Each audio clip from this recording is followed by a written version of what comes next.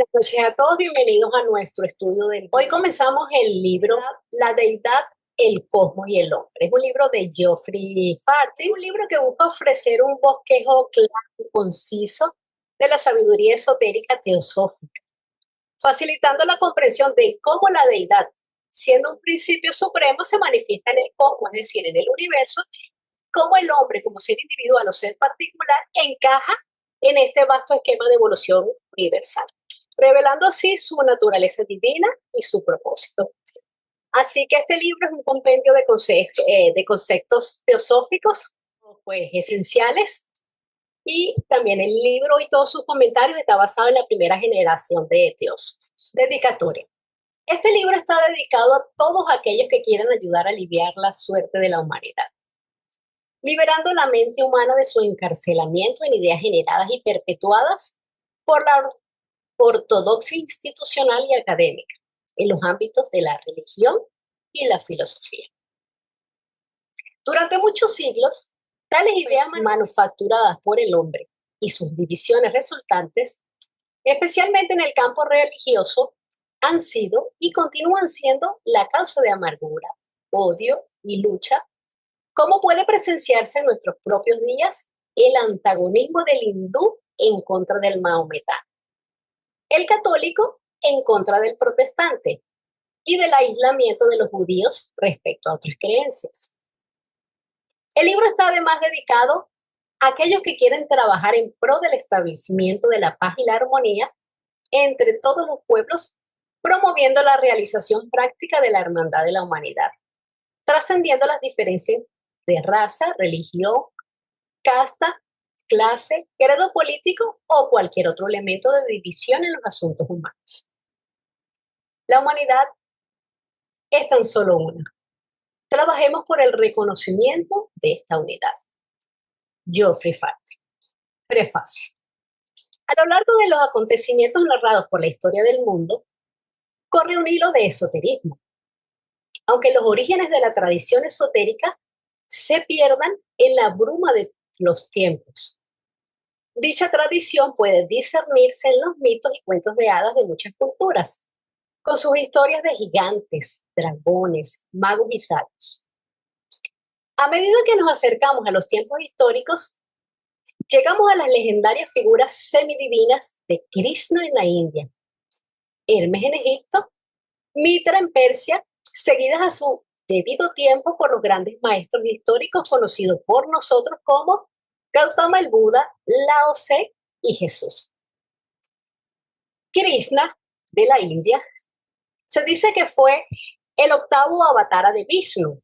Recordemos que un avatara es un descenso de la divinidad manifestada a la forma ilusoria de una individualidad, que en el plano físico tiene apariencia objetiva, pero que realmente no lo es. Entonces, como comentaba, Krishna se dice que es el octavo avatara de Vishnu. Y además es una de las deidades más veneradas y complejas del hinduismo. Generalmente a él se le representa con la piel de un azul oscuro.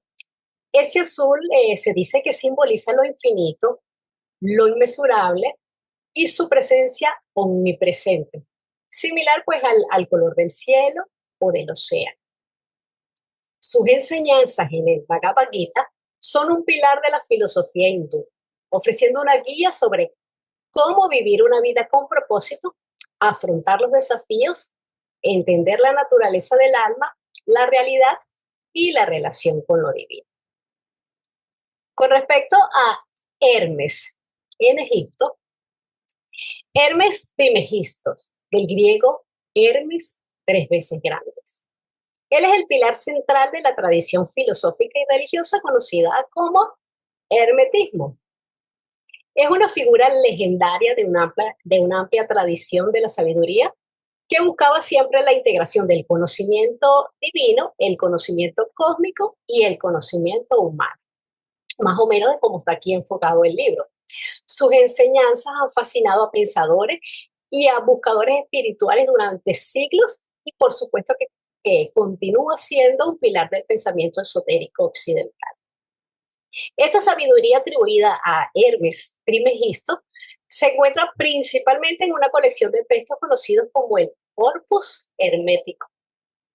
y juntos con otros tratados como el de Asclepio y la enigmática tabla de Esmeralda. Ahora, Mitra de Persia es un dios benéfico dentro de la tradición del zoroastrismo y de las religiones iranías presocráticas. Mitras es el dios de pactos y de los contratos. Su nombre Mitra en el persa antiguo significa contrato o alianza. Entonces, este dios era el garante de la verdad, de los juramentos y de los tratados, asegurando que se cumpliesen todas las obligaciones mutuas. Castigaba los perjurios y protegía a quienes los respetaban. Y se considera además una figura poderosa de orden de luz, cuya esencia fue reinterpretada y expandida en el mitraísmo. Eh, Simboliza también la creación cósmica, la salvación a través del sacrificio y la disciplina espiritual. En cuanto a Siddhartha Gautama, el señor Buda, pues fue un príncipe indio que vivió entre los siglos 6 y 7 antes de Cristo, y él a través de la meditación y la introspección alcanzó la iluminación perfecta y desarrolló las 4 nobles verdades y el octuple sendero, que constituyen la base del budismo. El señor Buda nos inspira a demostrar que la iluminación es posible para cualquier ser humano, no solamente para los dioses o para seres celestiales, sino cualquiera de nosotros puede alcanzar ese budado. Su vida es un modelo de cómo se puede trascender del sufrimiento a través del autoconocimiento, a través de la meditación y la comprensión de esas 4 nobles verdades. Él nos habló de la compasión. Ahora, Lao Tse. Lao Tse es una de las figuras más enigmáticas e influyentes de la filosofía china. A él se le considera el fundador del taoísmo. El pensamiento de Lao Tse está articulado o basado en el Tao Te Ching, que es una profunda meditación sobre la naturaleza del Tao, o sea, de la naturaleza, y cómo vivir en armonía con él. El Tao, que es el camino, es el concepto central de su concepto. Y es la fuerza primordial e inmutable que subyace en toda la existencia según esta creencia.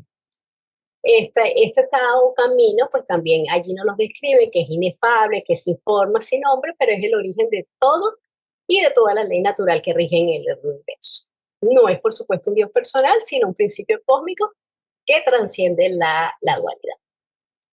Y por último, el que nos nombra aquí el texto, pues Jesús, quizás el más conocido por acá en el occidente, la figura central del cristianismo, de donde quizás venimos muchísimos.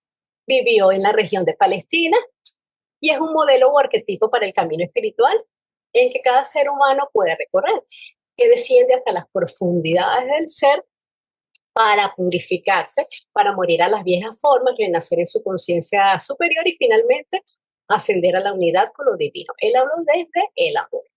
En el occidente, la tradición esotérica puede discernirse en filósofos griegos tales como Pitágoras y Platón, así como entre los gnósticos Valentino, Basílides y Simón el Mago, entre otros. Ahora aquí, con respecto a Pitágoras y Platón, Pitágoras fue un filósofo que nació en Samos, que fue una isla griega alrededor del 570 entre el 570 o 490 a.C., no hay una fecha como tal exacta, y él veía los números como la esencia del universo. Platón también fue un filósofo que nació alrededor de 427 en Atenas, y ambos se les ve como iniciados que adaptaron y presentaron al mundo occidental verdades universales que se remontan a civilizaciones aún más antiguas. Y además son figuras claves para la transmisión de antiguas enseñanzas esotéricas. Platón nos habló desde el bien. Ahora, en cuanto a los gnósticos como Valentino, bueno, recordemos que gnósticos viene de gnosis, que gnosis significa conocimiento, perdón, en griego, y los gnósticos afirmaban poseer un conocimiento especial y esotérico, que al final fue revelado, dicen ellos, Y esa es la clave para la salvación, el conocimiento, según ellos. Entonces, comenzando por acá, nos menciona Valentino. Valentino fue una de las figuras más importantes y sistemáticas del gnosticismo del siglo II después de Cristo.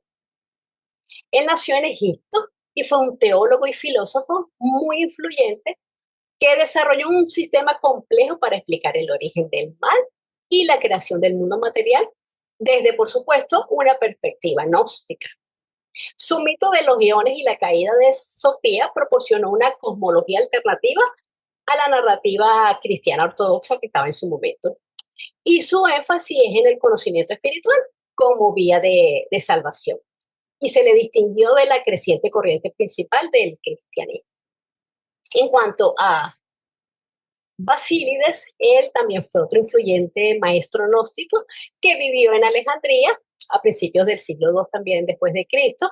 Es más, se cree que él y Valentino pudieron haber estudiado juntos. De Basílides no tenemos mucha información.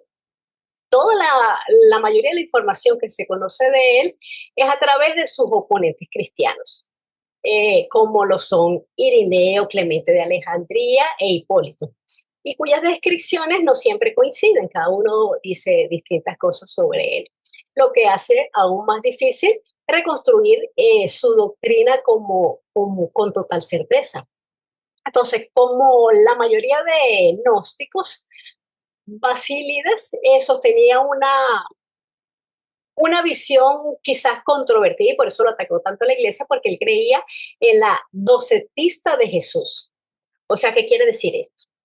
Según él creía que Jesús solo parecía tener un cuerpo humano, parecía sufrir y parecía morir en la cruz, pero que en realidad su naturaleza era tan divina, tan pura que no podía entrar en contacto directo con la materia. Ya sabemos que comentaba él también que la materia era impura o mala por algunas corrientes filosóficas y religiosas de la época, como era el gnosticismo. Entonces, para él no podía concebir pues, que Jesús sufriera. Él veía a Jesús o al Cristo como algo divino, que él vino a elevar a los humanos a su estado original de bienaventuranza a través, por supuesto, de la gnosis, del conocimiento. No a expiar el pecado mediante el sufrimiento de Jesús. Por eso fue atacado por muchos cristianos. Ahora, en cuanto a Simón el Mago, es también una figura, diría yo, que fascinante y extremadamente controvertida, igual que Basílides. Y es considerado, como muchos padres de la iglesia, como el padre de todas las herejías, porque se considera que él fue el precursor del gnosticismo. Se dice que él vivió en el siglo I después de Cristo y cuya existencia histórica además está escrita en la Biblia, en Hechos de los Apóstoles. Allí se describe a Simón el Mago como un hechicero de Samaria que había asombrado a la gente con sus grandes poderes, llegando a ser llamado el gran poder de Dios. Él se convierte y es bautizado por el diácono Felipe, pero luego de intentar comprar el poder apostólico de Pedro y de Juan para transmitir el Espíritu Santo, pues le valió una dura enmienda de Pedro y lo condena en su intento de simonía, le dan este término, que quiere decir el pecado de comprar o vender cosas sagradas. Su sistema fue muy primitivo y fue muchísimo menos estructurado que el de Valentino o que el de Basílides, pero sentó las bases conceptuales o arquetípicas para el desarrollo posterior de ese pensamiento gnóstico sobre un Dios supremo desconocido, sobre un demiurgo inferior y la necesidad del conocimiento como medio para la salvación. A este Simón el Mago se le atribuyen hazañas mágicas espectaculares, aunque sabemos que la magia no existe sino es el conocimiento de leyes, ¿verdad? Entonces a él se le atribuía que podía levitar, que podía volar y por supuesto es para el cristianismo una teología herética súper elaborada. Suprimida despiadadamente por la iglesia cristiana, ella emerge sin embargo entre los Rosacruces alquimistas y hermetistas medievales. Y se hace explícita en parte en las obras de escritores individuales como Roberto Fludd y Jacob Boehme. Ok, Roberto Fludd. Fue un médico, fue astrólogo, alquimista, filósofo, fue místico, fue un cosmólogo, era de origen inglés y es considerado uno de los últimos grandes conocedores de diversas materias del Renacimiento, porque fíjense que todo lo que era médico, astrólogo, etcétera, etcétera. Entonces, él estaba profundamente inmerso en todas las tradiciones esotéricas de su tiempo. Fue un devoto hermetista, creyendo que todo el verdadero conocimiento provenía de una teología antigua revelada a figuras como Hermes Trismegisto. Él veía al universo como una emanación de Dios, gobernado por armonías y por principios divinos. Él también creía en una profunda y simpática correspondencia entre el macrocosmos, o sea, el universo, y el microcosmos, el hombre. Cada parte del cuerpo humano y cada aspecto de la vida humana tenían un paralelo directo en el cosmos. En cuanto a Jacob Boehme, es una persona sumamente importante también para nosotros que estudiamos teosofía, ¿verdad? Él vivió entre 1575 y 1624, fue un místico y un teólogo alemán, considerado uno de los padres de la teosofía cristiana. Aunque él no fue el fundador de la Sociedad Teosófica Moderna, sus ideas influyeron en gran medida en el desarrollo de esta corriente espiritual, porque despertó un nuevo interés por la teosofía y el esoterismo en el mundo occidental, abriendo el camino a la creación de la Sociedad Teosófica y de otras corrientes espirituales. De hecho, Blavatsky lo consideraba como uno de los principales teósofos, aludiendo, por supuesto, el término del teósofo a sabiduría divina, que fue uno de los principales que la precedieron y que además le ayudaron a preparar el terreno para su propia obra. Ya que el término teosofía, y con esto lo que quería llegar es que podemos ver que el término teosofía ya era usado antes de que Madame Blavatsky impulsara la teosofía moderna. Porque Jacob Boehme lo popularizó este término en el siglo XVII. Y él formó un marco conceptual y una vía de experiencia mística.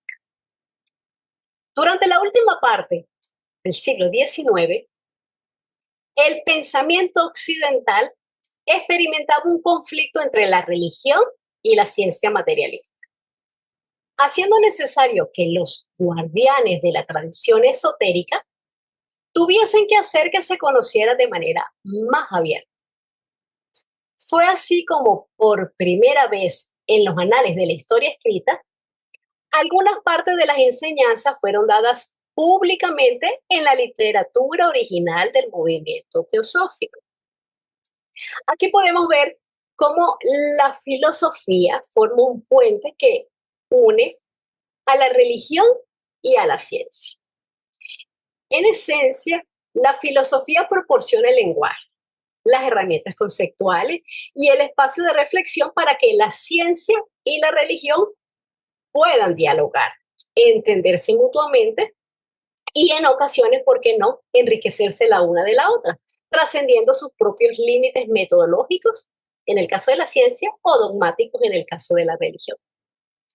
A diferencia de estas disciplinas, es decir, de la ciencia y la religión, la filosofía no busca respuestas solo a través de la experimentación como lo hace la ciencia, ni exclusivamente a través de la fe o la revelación como lo hace la religión. En cambio, la filosofía se dedica a las preguntas más fundamentales y abarcadoras de ambos campos, pero desde una perspectiva diferente, desde la razón crítica, desde la reflexión y desde la coherencia lógica. Entonces creo que esto me parece a mí que es lo más atrayente de la teosofía, que es a la vez una ciencia, una filosofía y una religión, y es la base de todas las religiones, porque todas tienen el mismo significado y son todas ramas del mismo árbol. El autor de la presente obra ha intentado ofrecer un bosquejo de las enseñanzas de la ciencia esotérica, con abundante referencia a la gran literatura en la cual el estudiante puede descubrir por sí mismo algo del alcance y la grandeza de la tradición de sabiduría. La compilación de la obra ha tomado muchos años y ha visto muchos cambios. El autor quiere hacer patente su agradecimiento a dos editores. A la señorita Muriel Down, en otra época editora de la revista de la Sociedad Budista, la cual realizó una extensa edición preliminar de esta obra. Sin embargo, posteriormente nos percatamos de que contenía demasiado material y la señorita Hoskett, entonces secretaria general de la Sociedad Teosófica en Inglaterra, llevó a cabo una poda despiadada, virtualmente volviendo a escribir el libro y agregando algunas citas adicionales pertinentes, haciéndolo más fácil de leer y más informativo para el lector general.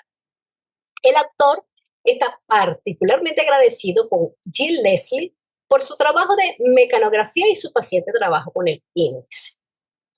No siendo un hombre de letras, el autor está muy agradecido con estas damas por la gran ayuda que recibió por parte de ellas. También agradece a Eldon Tucker por su manejo del material del libro para su impresión, que fue original en inglés, y por su cuidadoso trabajo adicional sobre el índice. El autor también agradece a la Fundación Blavatsky su labor de traducción y edición de este libro en castellano, y muy particularmente a la señora María Dolores Fenelón, sin cuyo generoso apoyo esta edición no hubiese visto la luz. El autor quiere hacer también patente su impagable deuda de gratitud hacia Blavatsky y sus instructores, adeptos, quienes nos dieron el conocimiento con el que contamos de la ciencia esotérica. Bibliografía. Hay una muy amplia literatura que cubre los temas tratados en este libro. Sin embargo, como ya se ha explicado en la introducción, entre todos los escritos a nuestra disposición, los de H.P. Blavatsky son los que tienen mayor autoridad. Su conocimiento procedía de dos fuentes.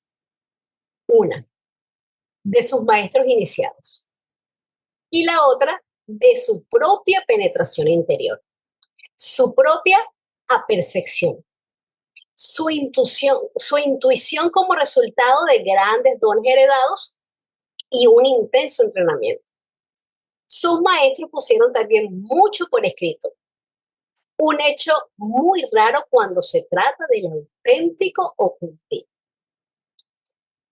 Blavatsky fue una figura clave del esoterismo moderno y, como muchos sabemos, fue cofundadora de la Sociedad Teosófica en 1875 junto a Henry Olcott y William James.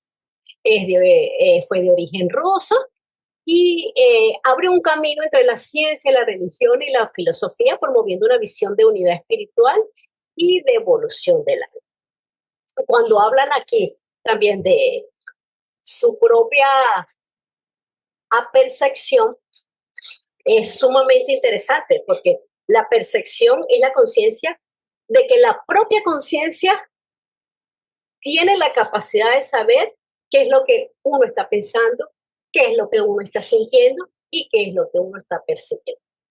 En el caso de la apercepción de Blavatsky, nos da a entender que su conciencia estaba consciente, valga la redundancia, de sus propias capacidades, que eran muchas, entre algunas la clarividencia, la claraudiencia, la bilocación, entre otras. Y lo más importante, de que era consciente de su conexión con esa mente universal. Y no menos importante, por supuesto, la conciencia del propósito que tenía, de la misión que ella debía cumplir. Entonces comenzamos con la bibliografía que dice libros escritos por Blavatsky. Aquí hay un llamado que dice, en esta parte se dan los títulos editoriales y fechas de publicación originales en inglés. Para sus traducciones al castellano verá la sección método regional, etcétera, etcétera. Ok, Entonces comienza el número 1, Isis sin velo, una llave maestra de los misterios de la ciencia y la teología antigua y moderna. Extensa obra en 2 volúmenes de más de 600 páginas cada uno, fue escrita en 1877. Esta obra es una mina de información, mucha de la cual es muy poco conocida, conteniendo una gran cantidad de comentarios inspirados sobre la ciencia y la teología de la época. Aunque parte de esto es obsoleto, mucho en el libro es de naturaleza perenne. No obstante, que la obra es considerado por algunos como iconoclasta. En realidad es liberadora, ya que nos ayuda a liberarnos de nuestros, de nuestros prejuicios y preconcepciones. Existen varias ediciones y casas de publicación, pero el texto es el mismo en todas ellas. Entonces, Isis sin velo fue escrita en 1877, como nos habla aquí el texto, y es una amplia exposición del ocultismo, de la ciencia y de la religión que explora la historia de las cosas ocultas e intenta reconciliar la ciencia con la espiritualidad. El segundo libro que nos cita es La Doctrina Secreta, escrita en 1888, y es una síntesis de la ciencia, la religión y la filosofía. 2 volúmenes de alrededor de 1500 páginas entre ambos. Esta es una obra masiva de gran erudición en cuyo texto se hace referencia a 1100 otras obras. Delinea el vasto esquema de conocimiento de la naturaleza y función del cosmos, accesible a la humanidad en la extensa literatura mundial sobre el tema, y añade algunos párrafos de gran significación que no habrían sido divulgados previamente. A pesar de la extensión y profundidad de la obra, HPB dice que ella solo levantó una esquina del velo. En su prefacio, HPB dice que el objetivo de esta obra puede ser así enunciado: mostrar que la naturaleza no es una concurrencia fortuita de átomos y asignar al hombre su legítimo lugar en el esquema del universo, etcétera, etcétera. Más adelante dice que la doctrina secreta es todo lo que el hombre del siglo XX puede comprender. La doctrina secreta es considerada su obra maestra. Allí Blavatsky afirma que revela enseñanza ancestral que es preservada por los maestros. Recordemos que los maestros son seres que han culminado ya la etapa humana y que además son espiritualmente avanzados. Entonces, ella aquí en la doctrina secreta expone una cosmología esotérica, una antropología espiritual y una interpretación simbólica de las religiones del mundo. El tercer libro, La clave de la teosofía, escrito en 1889, que tiene numerosas ediciones de alrededor de 250 páginas. Y dice, dedicada por HPB a todos sus alumnos para que aprendan y enseñen a su vez. Este libro cubre los aspectos más importantes de las enseñanzas tal como afectan a la humanidad. Ella trata, entre otras cosas, acerca de la religión de sabiduría, el ocultismo, el espiritismo, Dios y la plegaria, la naturaleza sectenaria del hombre, los estados después de la muerte, la reencarnación, la compleja naturaleza de la mente, el karma, etcétera, etcétera. Todo esto por medio de preguntas y respuestas. Se dice que La clave de la teosofía es uno de los libros más accesibles y didácticos. Fue escrito en forma de diálogo entre un estudiante y una teósofa, lo que facilita mucho su lectura. Y tiene como propósito explicar claramente los principios fundamentales de la teosofía. El cuarto libro que nos cita es La voz del silencio, escrito en 1889. Tiene numerosas ediciones y tienen alrededor de 76 páginas. El subtítulo, Fragmentos escogidos del libro de los preceptos de oro para el uso diario de la Nus, o sea, de los discípulos, está dedicado a los pocos. Este es un libro pequeño en tamaño, pero grande en contenido. Está escrito en 3 fragmentos. El primero, titulado La voz del silencio, que tiene 100 versos.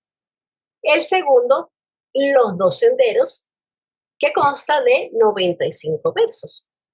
Y el tercero y último, Los 7 portales, que consta de 120 versos. Esta obra fue hecha para el aspirante en busca de la verdad o del conocimiento de sí mismo, que pretende desempeñar una parte significativa ayudando a la humanidad a lo largo de su arduo sendero evolutivo hacia la autorredención y la liberación final.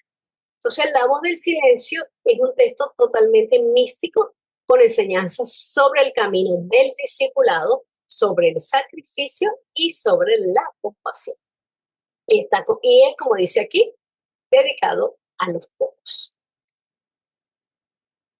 El quinto libro, Los escritos coleccionables, editados por Boris de Cirkov.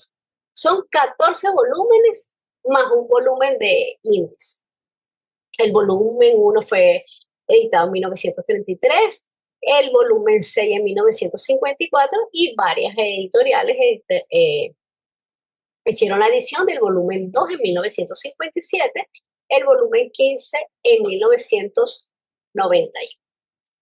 Entonces, este es una colección de los numerosos escritos de HPB, artículos, cartas publicadas, relatos, etcétera, escritos durante el periodo de 1874 a 1891, ordenados cronológicamente.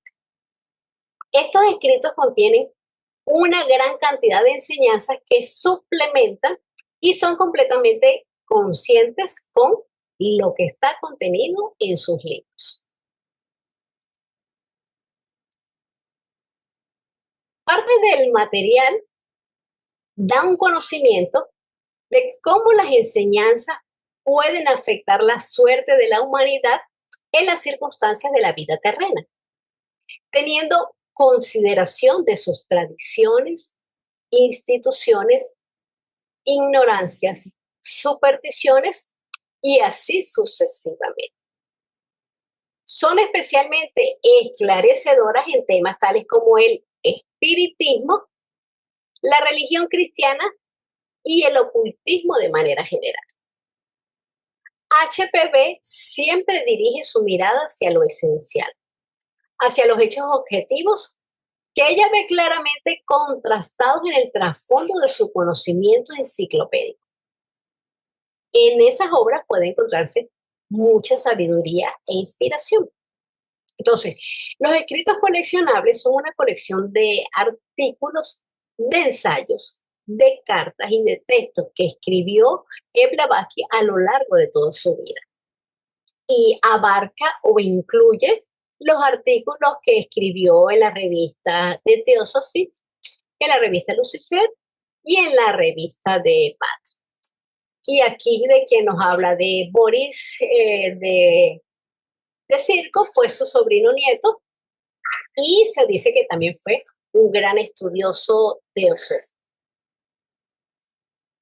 El sexto libro, las cartas Mahatma a Fred Sinnett. La primera edición fue en 1923, la segunda en 1926. Tiene alrededor de 500 páginas y la tercera edición fue en 1973 en Adiar y la cuarta en 1993. Esto es cronológica de Filipinas quien llevó esta edición.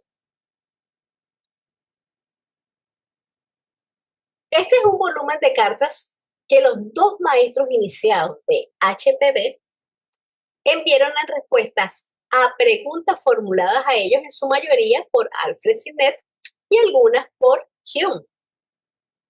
Las cartas contienen mucha enseñanza metafísica y filosófica en la tradición oculta, entre mucho material referente a los primeros días de la sociedad teosófica y a la gente que perteneció a ella o estuvo asociado con ella. Muchos de los aspectos de la enseñanza son únicos, como los relacionados con los estados después de la muerte, los cuales habían sido mantenidos en secreto hasta ese tiempo. Este es un libro esencial para todo estudiante serio del ocultismo moderno. Es la fuente de los principios fundamentales de lo dado y elaborado en los escritos de HPV. Entonces, entre los años de 1880 y 1885, dos ciudadanos británicos residentes en la India fueron receptores de cerca de 160 cartas procedentes de los Mahatmas KH y M. Estos dos británicos que vivían en la India fueron Alfred Sinet, que era un prestigioso periodista y editor del periódico anglo-indio The Pioneer, y Alan Hume era un ornitólogo con un alto cargo del gobierno británico en la India. Y así fue como decidieron, decidieron no, ellos le pide Sinet a Blavatsky que si él no podría mantener una comunicación con sus maestros. Blavatsky al principio le dijo que no, que eso era imposible, pero le preguntó a su maestro, el maestro dijo que sí, y bueno, ese fue el inicio y así se dio origen a la entrega de conocimiento que es filosófico, esotérico y exotérico. El séptimo libro, Memorias de la Logia Blavatsky o Collecting Writing, volumen 10. Es una colección de notas en forma de preguntas y respuestas, tomadas en una serie de reuniones de la logia en las cuales HPV estuvo presente en los 6 primeros meses de 1889.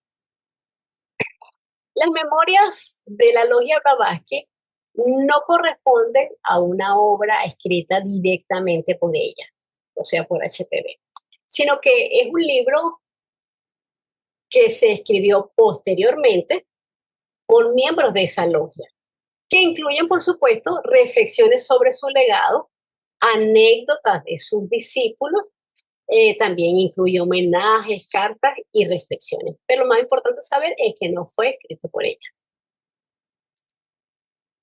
Número 8. Fundamentos de la filosofía esotérica, de H.P. Blavatsky, compilado por Honskes. Tiene 66 páginas, incluyendo un glosario, y como apéndice, la doctrina secreta y su estudio según las notas Barber. Este folleto es una compilación de extractos tomados de la doctrina secreta y de Isis sin velo, los cuales sumarizan los aspectos principales de la gran enseñanza. Este folleto, Fundamentos de la Filosofía Esotérica, es una excelente introducción didáctica al pensamiento de Blavatsky. Por supuesto que no sustituye sus obras, pero las presenta de una manera ordenada, de una manera clara y fiel a todo lo que ella escribió. Y es perfecto para las personas que están comenzando sus estudios o personas nuevas estudiando teosofía en esta encarnación, o para quienes desean repasar los principios teosóficos esenciales con citas auténticas. El libro número 9 La doctrina secreta y su estudio. Notas Baldwin es publicado por The Theosophical School y tiene 15 páginas. Este es un folleto referido en el texto como las Notas Baldwin, que contiene material tomado por Robert Baldwin a partir de las pláticas que la señora Blavatsky dio a aquellos que estaban cerca de ella al final de su vida. El contenido está escrito en forma de sugerencias importantes para los estudiantes. Robert Baldwin fue un estudiante conocido principalmente por haber transcrito y preservado una serie de notas basadas en las enseñanzas de HPB. Y uno de sus consejos que es tomado muy en cuenta y muchos consideran que es el más importante es, y cito, no se trata de adquirir conocimientos solamente, sino de cambiar la forma de pensar. También decía que no se debe estudiar la doctrina secreta como se estudia cualquier libro, sino que hay que meditar sobre ella. Porque, ¿qué hacemos con estudiar y llenarnos todo el intelecto? No lo interiorizamos y lo más importante aún, no crea un impacto en nuestras vidas. Todos los que estudiamos teosofía, todos estos conceptos, todos estos conocimientos deben generar un cambio en nosotros. No solamente aprender la parte intelectual, sino que tenemos que llevar a la acción, poner en práctica todos estos conocimientos, tratar de experimentar lo que tenemos. Muchos no tenemos las facultades todavía necesarias para comprobar mucha de la información que se nos da, pero ya llegará el momento en que tendremos esas facultades activas para poder comprobar. Mientras tanto, pues tenemos que tener la noción preliminar de que estos todos son conocimientos que vienen de primera mano, son conocimientos de los maestros de sabiduría. Son no solamente que ellos lo estudiaron, ellos lo vivenciaron y además lo comprobaron. Hay muchos otros libros más o menos confiables, los cuales son virtualmente comentarios de los libros fundamentales arriba referidos. Algunos de esos pretenden seguir la misma tradición y ser expansiones y extensiones, o incluso puestas al día de los originales. Sin embargo, se recomienda a los estudiantes conocer verdaderamente primero lo que divulgaron HPB y sus maestros antes de estudiar versiones posteriores. Esta es una recomendación que nos da no solamente el autor, sino muchos estudiantes serios de teosofía nos recomiendan esto.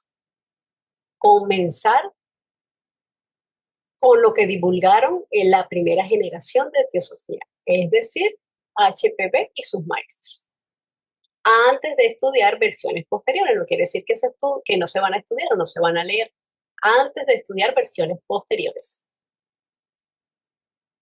Algunos libros siguen fielmente las enseñanzas y pueden ayudar al estudiante al dar otro punto de vista o al resumir o sistematizar la vasta masa de información contenida en las obras originales. Libros de este tipo son, y comienza otra vez una nueva lista. El número 10. Budismo esotérico. Reproducción facsímil de la quinta edición en 1885 en San Diego, California.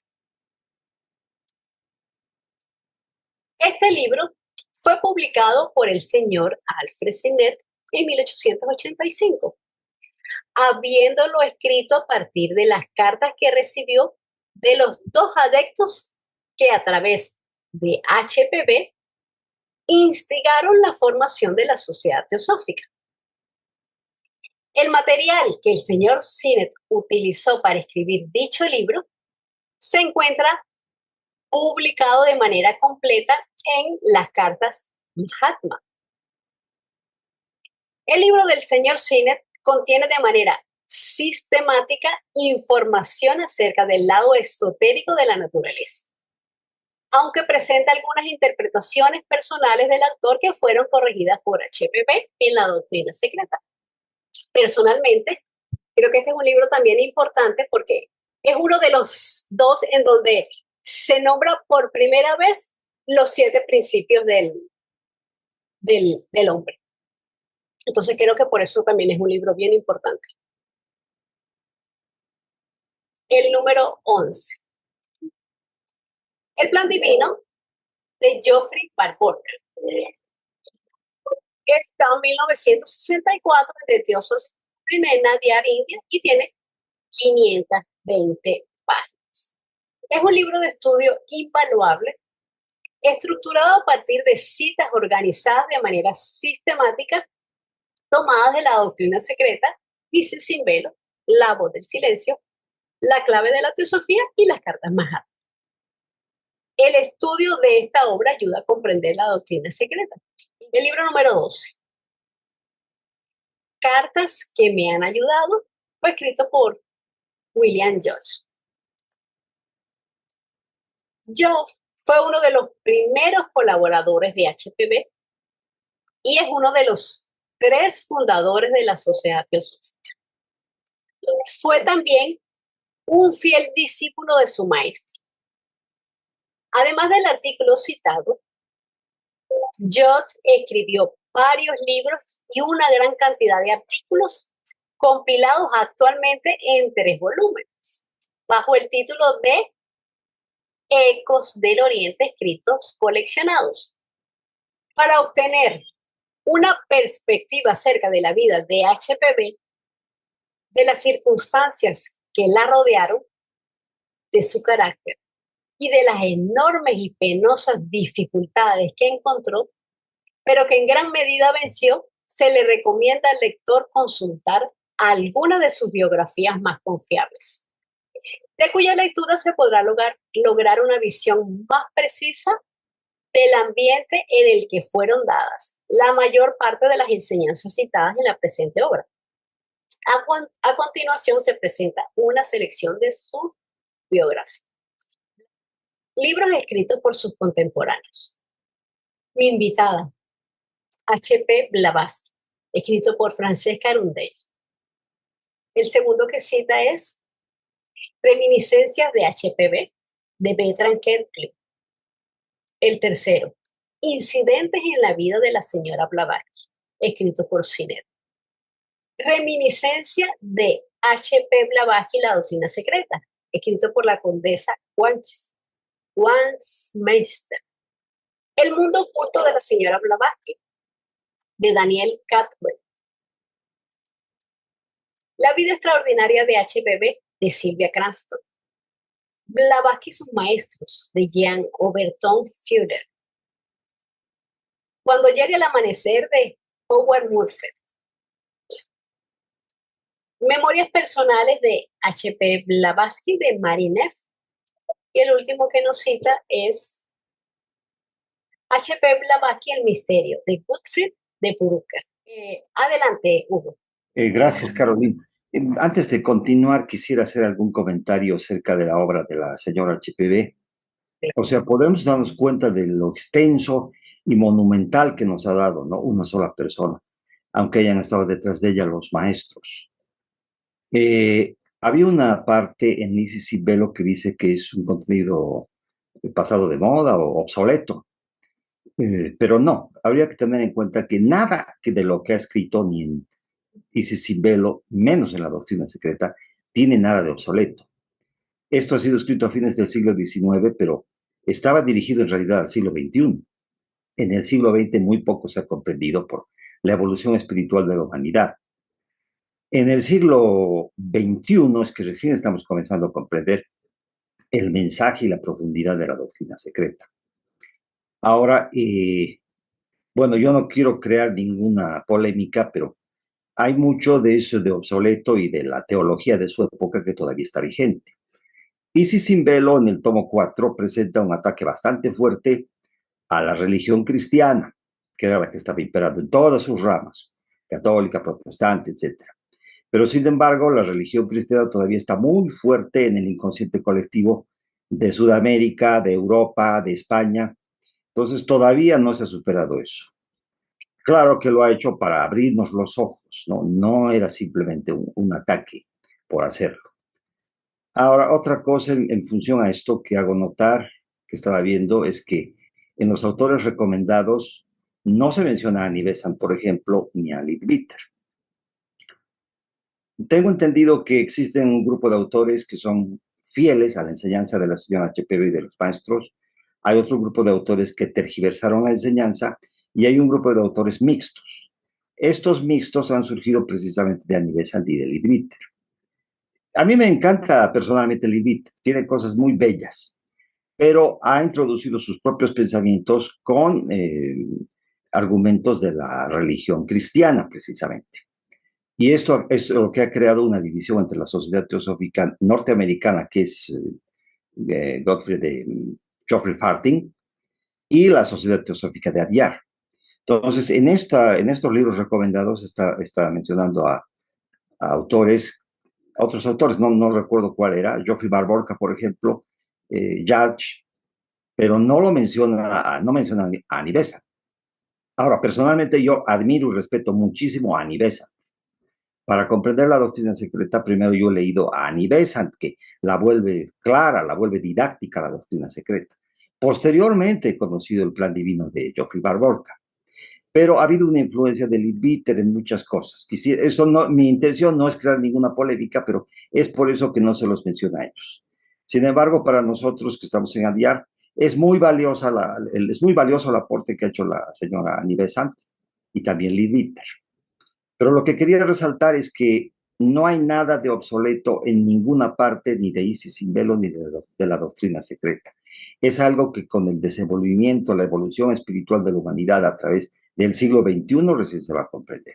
Gracias. Gracias, Hugo, por tu comentario. Recordemos que lo que estamos aquí leyendo son opiniones del autor. Geoffrey Farthing es un autor que prefiere y recomienda irse a la primera generación y luego comenzar con las siguientes generaciones de teósofos o de escritores teosóficos, etc. Por eso es que él recomienda primero empaparse o ir a la fuente de primera mano. Quizá a algunos se les hace complicado y prefieren ir con otros que tienen otro tipo de vocabulario o lo han desmenuzado de otra manera. Esa ya cuestión de preferencias como cada uno prefiere comenzar sus estudios, pero no somos quien para juzgar ni criticar ningún autor. Todos, como dice, han dado aportes al estudio teosófico, todos han hecho una labor y ha sido la de difundir. Creo que eso es lo más importante rescatar, que es una labor de difusión. Porque mientras estos estudios, estos conocimientos se difunden, pues la gente va saliendo un poquito de la ignorancia. Al salir de la ignorancia perdemos el miedo. Al perder el miedo y entender, o medio entender, que todos somos uno y que el daño que yo le hago a otro o el favor que le hago a otro me lo hago a mí mismo y que esta información crea un impacto en nuestra vida, pues ahí es donde se está realmente llevando la información cuando se lleva a la práctica. Y en cuanto a lo que también comentabas de que no es una información obsoleta, lo veo igual que tú, Hugo, porque siguen siendo temas vigentes, porque como comentabas, se escribió en 1871, pero está más vigente que nunca. Aún, ¿cuántas personas creen en el espiritismo? Muchísimos. Y aparte confundiéndolo con la verdad, con el verdadero espiritismo, que es la comunicación con seres celestiales y no con formas astrales, con cascarones, etcétera. Eso está más vigente que nunca. Hay gente que por querer, no sé, sanar quizás relaciones con los que se han ido, saber cómo están sus seres queridos que desencarnaron, etcétera, siguen manteniendo vigente eso en ese momento, como dijiste, quizás no sé si la palabra, como también comentabas, no es el ataque, pero Blavatsky quiso desenmascarar, porque por supuesto que existe el espiritismo, existen medios, pero ¿cuántos realmente son medios? La mayoría de estos son fraudulentos, es un show. La mayoría de ellos es eso. Y el que logra comunicarse en qué estado mental está, ¿con quién se está comunicando? Se está comunicando realmente con formas astrales. la mayoría de ellos. Yo no niego que por supuesto que hay comunicación con seres celestiales, con maestros, con bodhisattvas, etcétera. Pero ¿quién está tan purificado que pueda lograr comunicarse con ellos? También lo comentabas, la parte de la religión. Todas las religiones tienen un pedacito de verdad, pero ¿hasta cuándo o hasta qué punto las religiones son usadas para separarnos, para fragmentarnos y más aún para manipularnos y controlarnos?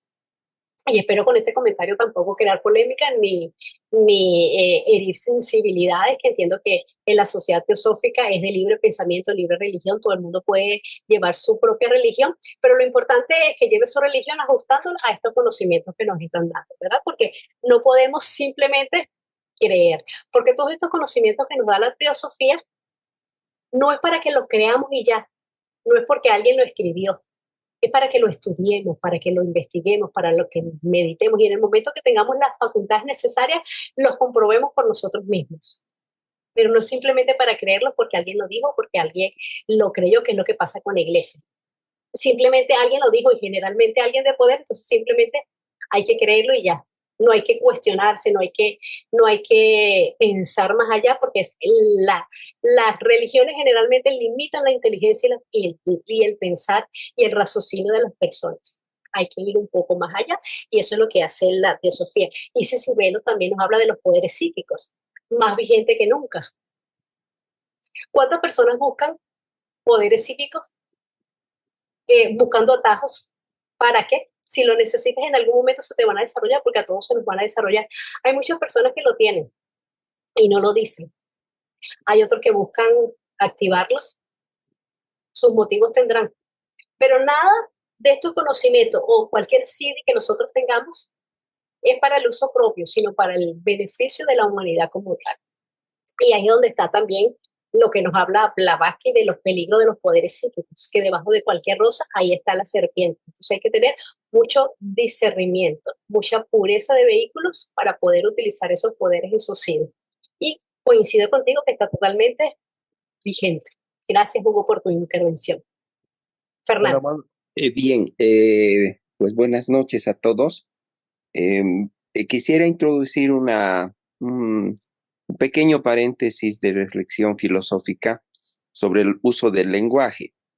Mi punto de partida es el filósofo austriaco Ludwig Wittgenstein, iniciador de la filosofía analítica y que posesiona en el ámbito filosófico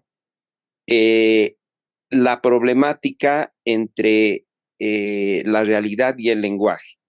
Es decir, se piensa que el lenguaje apropia la realidad, es decir, que los conceptos intelectuales, los conceptos elaborados, son un reflejo fiel de la realidad. Ludwig Wittgenstein dice que no es así. En realidad, la realidad permanece siempre mucho más allá del lenguaje. También me apoyo en este comentario en el filósofo igual austriaco Emmanuel Kant, que distinguía entre el noumeno, inalcanzable, indefinible, y el fenómeno que nosotros podemos acceder porque tendríamos una posibilidad. Entonces, bajo estas premisas del siglo XX que dieron inicio a la filosofía analítica y que puso en tela de juicio hasta qué punto la realidad puede ser apropiada por el lenguaje, yo diría que hoy tenemos que ser siempre críticos, es decir, tenemos que recordar el principio que dice traductore traditore, ¿no? El que traduce traiciona, eso está en latín. Yo pienso que la verdad teosófica está más allá de todo lenguaje y pienso que el lenguaje que ha empleado Madame Blavatsky, que lo ha escrito en inglés mayoritariamente, y la traducción luego que se ha hecho al español, es un esfuerzo de entendimiento, pero en ningún momento podríamos aceptar que ha sido agotada la verdad y que este lenguaje ya ha apropiado toda la verdad y no hace falta nada más. Eso sería caer en un reduccionismo en el que han caído todas las doctrinas y todos los ismos. Entonces yo solamente hago este paréntesis para indicar que confiamos en el lenguaje, que hace todo su esfuerzo, y por eso estos trabajos de grupo tratan de ser también un esfuerzo de clarificación, pero en la mirada filosófica también desconfiamos del lenguaje y dejamos la puerta abierta a que en los procesos reflexivos podamos encontrar quizás algunos elementos que se les hayan pasado por alto a los teósofos, incluyendo la señora Blavatsky. Gracias. Gracias, Fernando. Pues sí, así es. La verdad o la realidad va cambiando a medida que nosotros vamos cambiando de plano de existencia o de jerarquía. Así que para lo que no estamos iluminados, la verdad siempre cambiante en un sentido ascendente.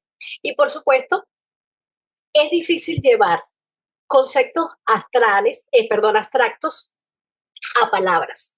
Hay muchas personas que tienen vivencias en sus meditaciones o etcétera, en otras cosas, y no saben cómo describirlas. Quizás en el lenguaje hablado, cualquier idioma que sea, no existen las palabras para poder definir esos estados de bienaventuranza, etcétera. Entonces, ¿qué lenguaje usa de repente el místico o el que tiene una experiencia así? Pues entonces se va a las artes, tiene la música, tiene la pintura, etcétera, porque quizás no hay palabras para poder definir su vivencia. Y creo que también eso es una de lo que pasaba con los maestros, que no iban a poner en palabras cuestiones que no existe el lenguaje para definirlas. Y en cuanto a las traducciones, pues hay muchos estudiantes de teosofía que nos recomiendan que vayamos a las fuentes originales en sus idiomas originales, o sea que la mayoría en inglés. Pero los que no hablamos inglés, pues agradecemos que hayan este tipo de traducciones, que aunque tengan, por supuesto, errores, porque va a haber en cada traducción o en cada escrito, se va a reflejar el estado mental de la persona que lo está traduciendo. Igual cuando estamos en cualquier tipo de estudio, sin ir muy lejos aquí, cuando yo doy algún comentario, está enfocado desde mi estado mental o desde como yo lo entiendo. Quizás no es el correcto, quizás sí. Quizás hay personas que tengamos distintos puntos de vista.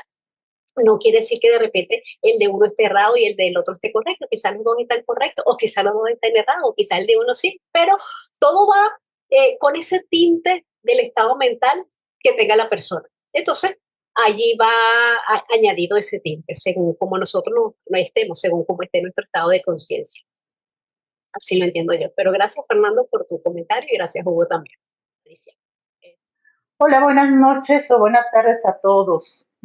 Hay que recordar algo muy importante, que dentro de la teosofía hay un punto muy relevante que dice que es un estudio comparativo de filosofía, religión y ciencia, ¿no?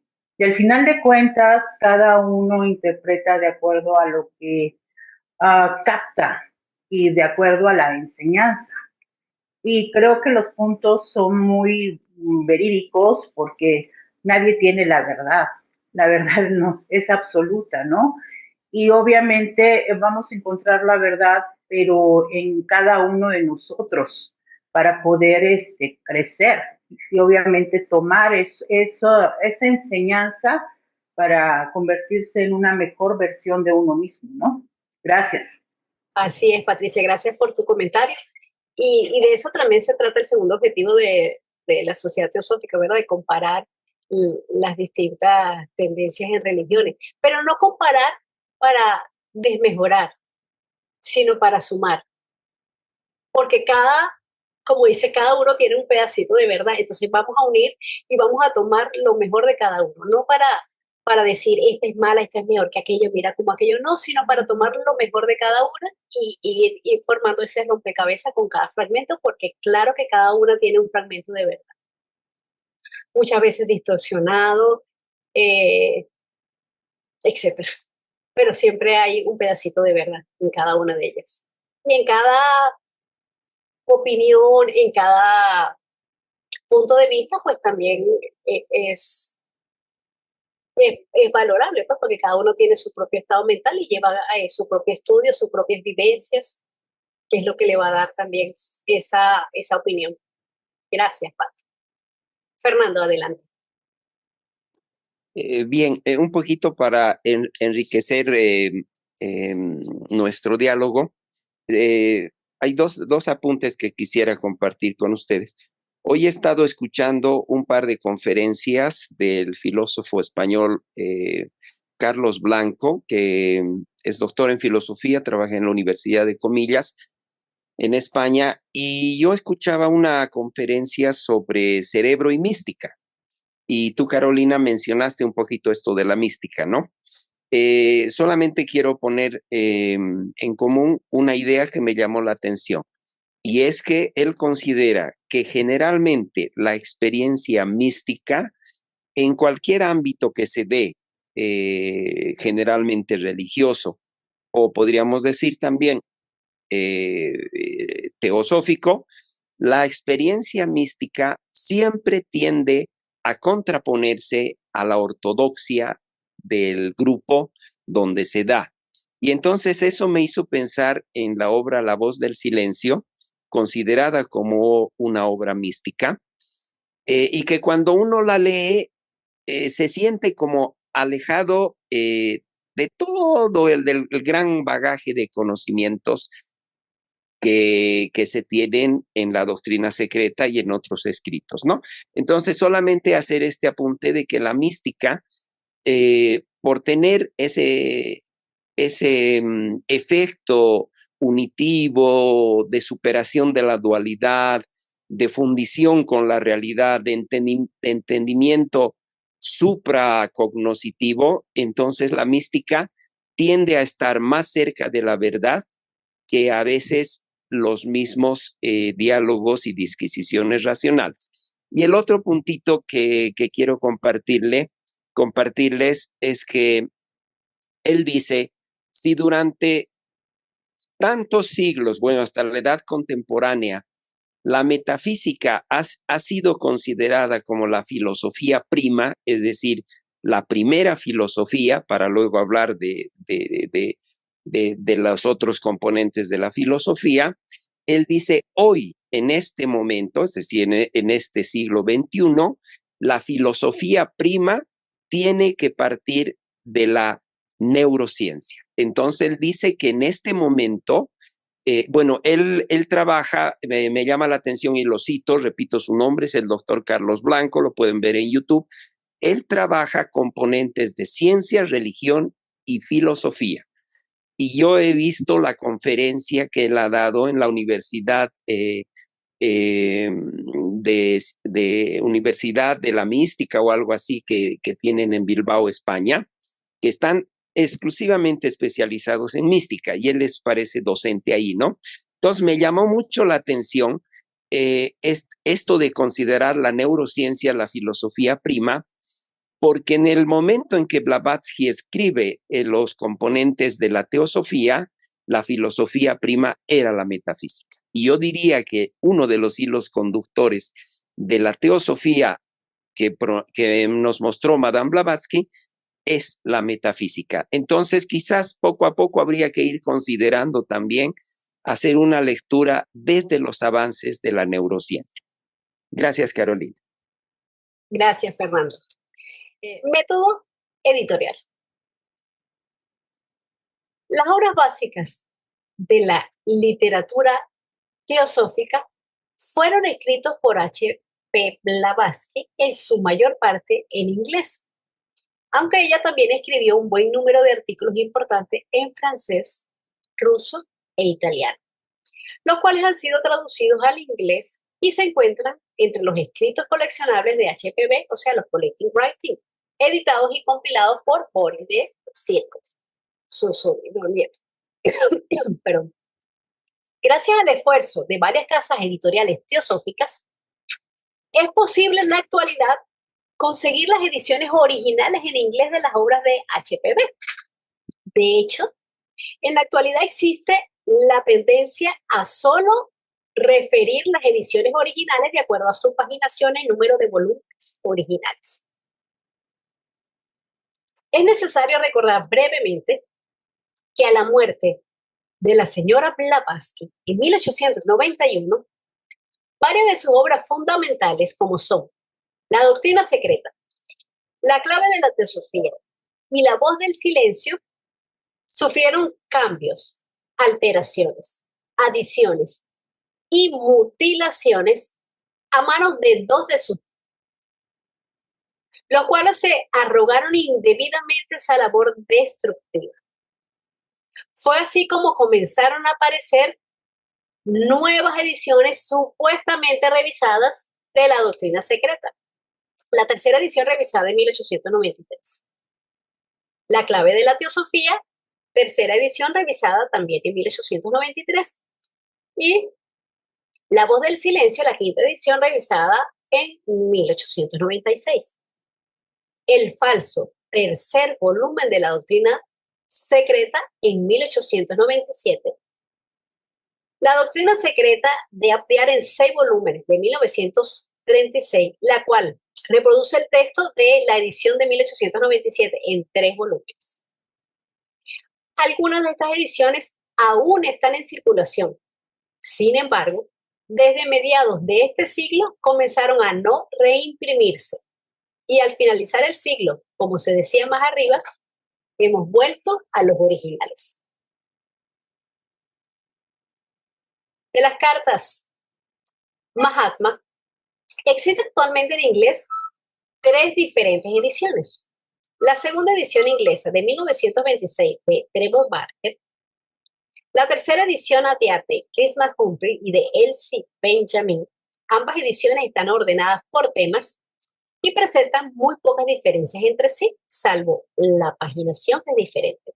Y la cuarta edición filipina de 1993, en orden cronológico de Vicente Hauchin Jr.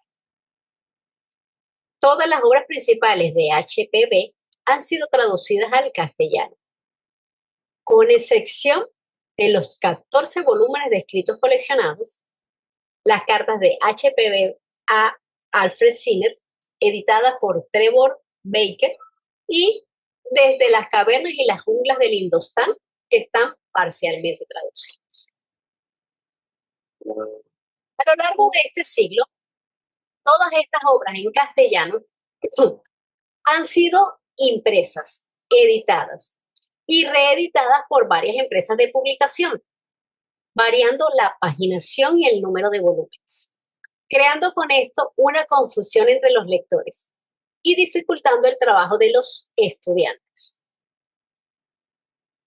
Dado que no sería congruente continuar perpetuando para el siglo XXI el caos editorial generado durante los últimos 100 años, todas las citas a lo largo de la presente obra son referidas de acuerdo a la paginación de las obras originales en inglés.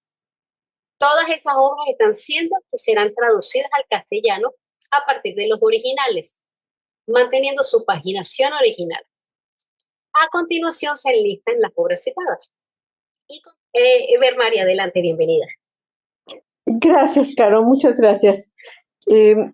Bueno, yo lo que quiero comentar es que justamente esto que empezaste a leer el método editorial, es producto del trabajo de Sordo.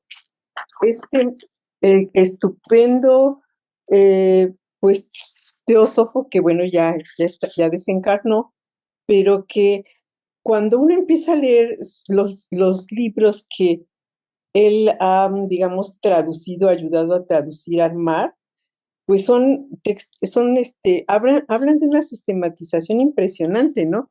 Y justamente este libro de La deidad, el cosmos y el hombre estuvo en sus manos. Entonces, entiendo que todo esto que estamos leyendo de la nota editorial es de su puño y letra.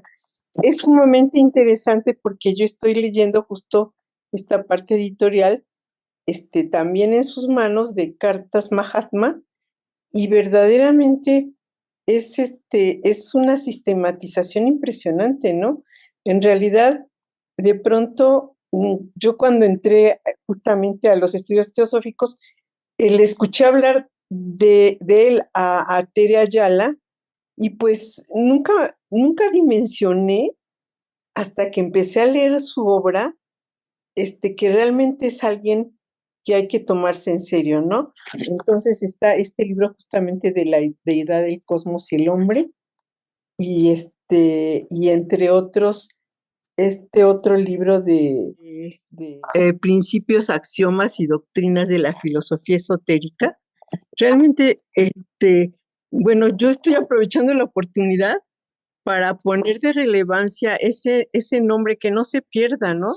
Del hermano José Sordo, y no por personalismo, sino porque verdaderamente hizo un trabajo que a todos los que nos adentramos a esta obra magnífica nos ayuda y nos guía muchísimo. Ese es mi comentario, Caro, gracias. Muchas gracias, Bermari. Está hablando de libros que en su época, pues ya murió hace mucho tiempo, no se habían traducido al español, ¿no? Pero que ahora ya tenemos, pues, versiones recientes, algunos en manos de la editorial de José Rubio, no sé, por ejemplo, justamente todos los artículos de Blavatsky, ¿no? Gracias.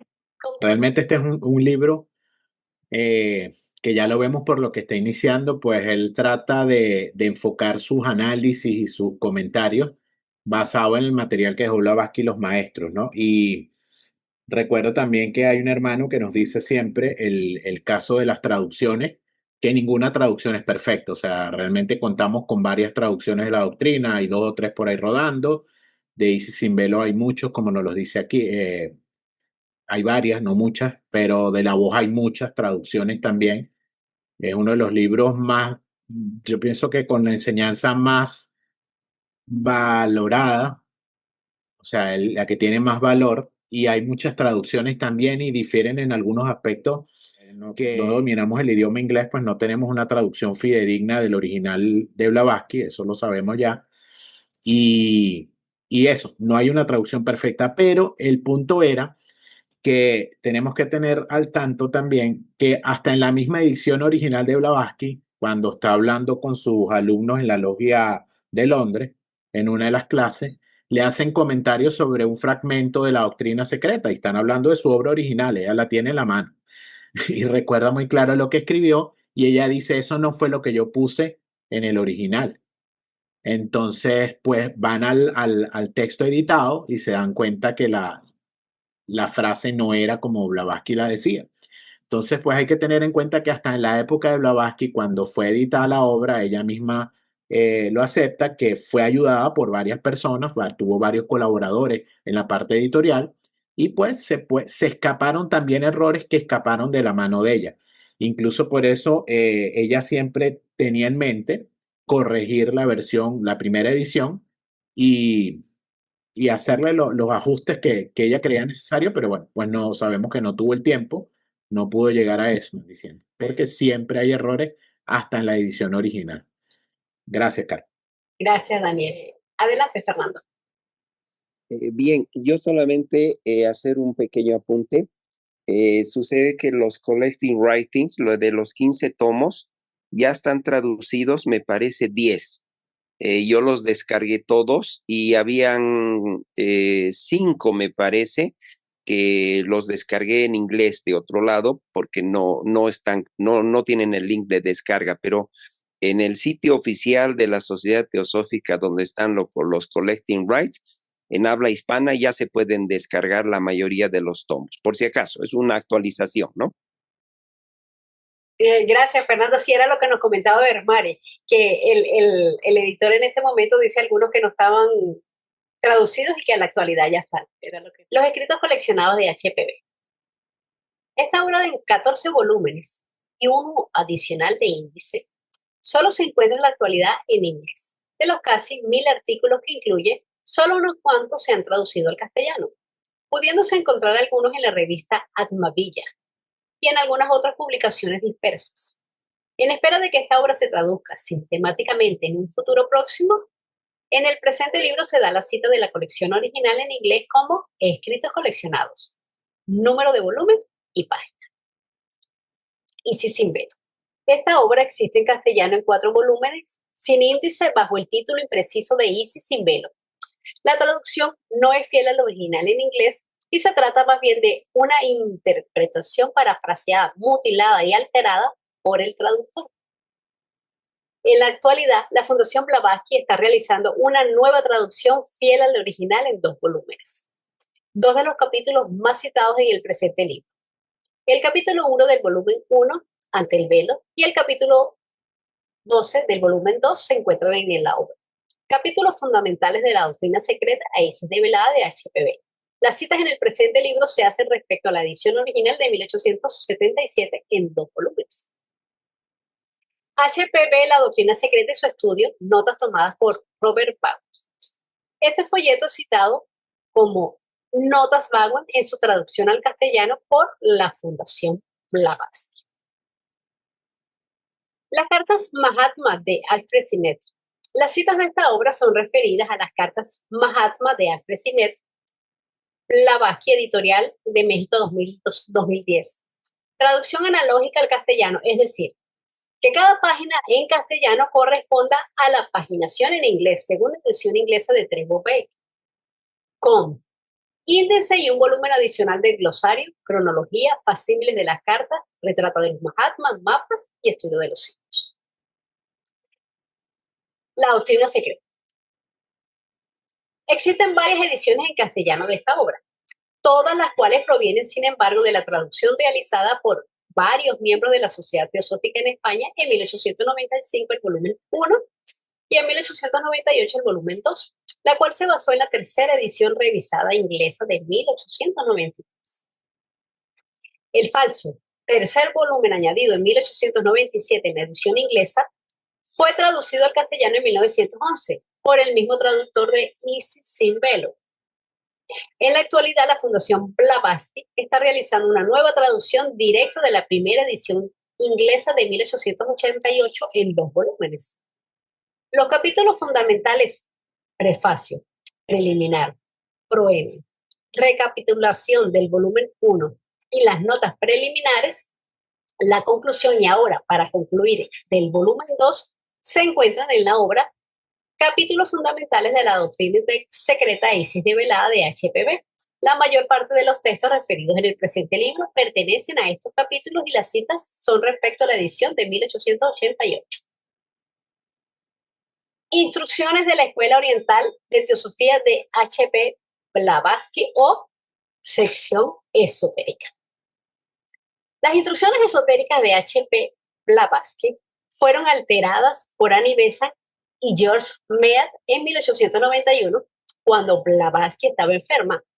Poco antes de morir, en 1980, este mismo texto corrupto, con alteraciones adicionales, fue publicado en los Collecting Writing, volumen 12.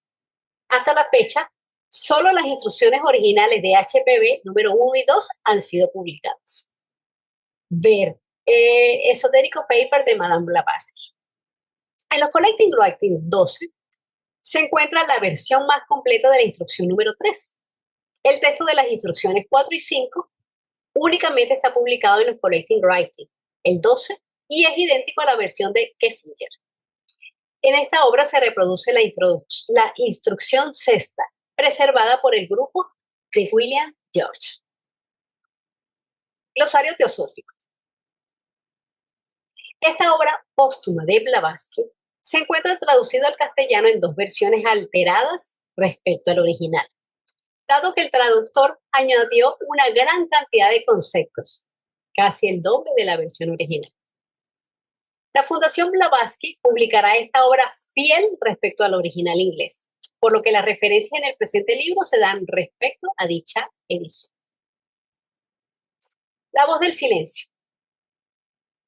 Solo existe en la actualidad una traducción al castellano de La voz del silencio, la cual fue realizada por don Francisco Montoliu de Tagores, primer presidente de la rama de la Sociedad Teosófica en Madrid, hacia 1890-1891. Es una buena traducción. Blavatsky Editorial publicará una nueva traducción al castellano en el 2012, paginada según el original inglés, por índice temático y glosario. Las citas en este libro son respecto a la paginación original. La clave de la teosofía. Traducciones al castellano de esta obra. La primera fue realizada por don José Cifredi en España durante los años 90 del siglo XIX. Y a partir de esta se han hecho muchas ediciones con paginaciones diferentes, aunque conservando el texto de la traducción original. En 1995 fue publicada una nueva traducción por la Editorial Teosófica de Barcelona.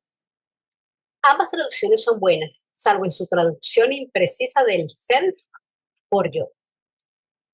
En el 2011, Blavatsky Editorial tiene previsto la publicación de una tercera traducción al castellano de esta obra, de acuerdo a la paginación original inglesa de 1889, con índice temático, glosario y un volumen adicional de autores y obras referidos en la clave de la teosofía.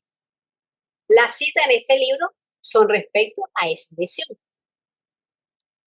En el tiempo en que fueron publicados los primeros libros teosóficos, no se habían establecido una norma en el método de transliteración y los escritores trataron de dar una aproximación fonética de los sonidos sánscritos.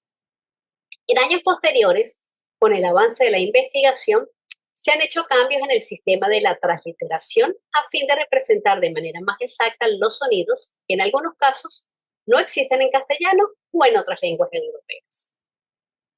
Una manera de corregir la transliteración es por medio del uso de signos diacríticos. Pero dado que estos signos no tienen sentido para el lector en general, no han sido usados en el texto de la presente obra, aunque en el glosario al final del libro los términos aparecen con sus signos diacríticos. Y bueno, les agradezco a todos su presencia.